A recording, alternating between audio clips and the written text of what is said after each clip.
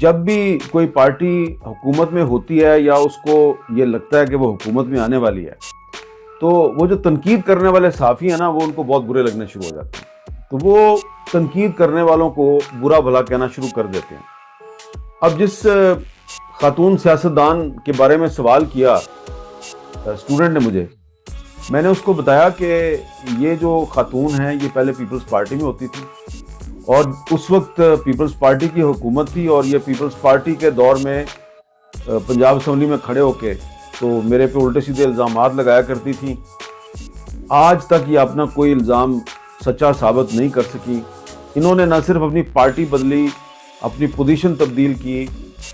اور میں کبھی جو ہے وہ میں نے ان پر براہ راست کبھی تنقید نہیں کی، لیکن وہی ہمیشہ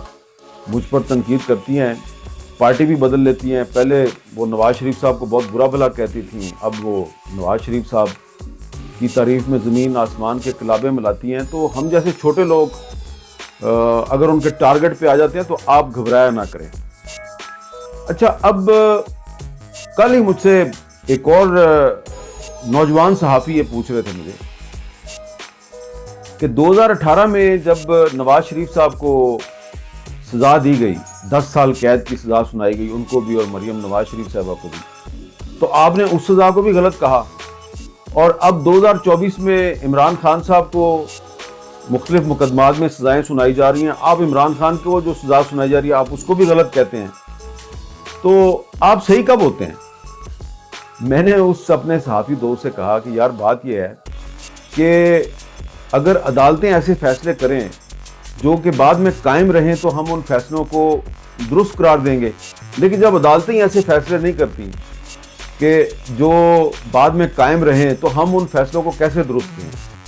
وہ نواز شریف صاحب کے خلاف جو 2018 میں ایک لوئر کورٹ کا فیصلہ تھا اس کو تو جو اعلیٰ عدالتیں ہیں انہوں نے اڑا دیا، یہاں تک کہ جو نواز شریف صاحب کو لائف ٹائم ڈسکوالیفائی کیا سپریم کورٹ آف پاکستان نے، تو بعد میں سپریم کورٹ نے اپنے اس فیصلے کو بھی اڑا دیا۔ تو اس میں ہمارا کیا قصور ہے؟ تو میں نے آج آپ کو بتانا یہ ہے کہ بہت سے لوگ یہ سمجھتے ہیں کہ شاید ہم نے قسم کھائی ہوئی ہے کہ ہم نے ہر حکومت پہ تنقید کرنی ہے، یا ہم اپنی کو پوزیشن تبدیل کر لیتے ہیں۔ بتانا آپ کو یہ ہے کہ پاکستان میں جو صحافت ہے یہ اتنا مشکل کام ہے کہ اگر آپ نارمل جرنلزم بھی کرتے ہیں نا تو کچھ لوگوں کو ایسا لگتا ہے کہ یہ بڑی اب نارمل جرنلزم ہے۔ اب نارمل جرنلزم کیا ہوتی ہے؟ نارمل جرنلزم یہ ہوتی ہے کہ آپ نے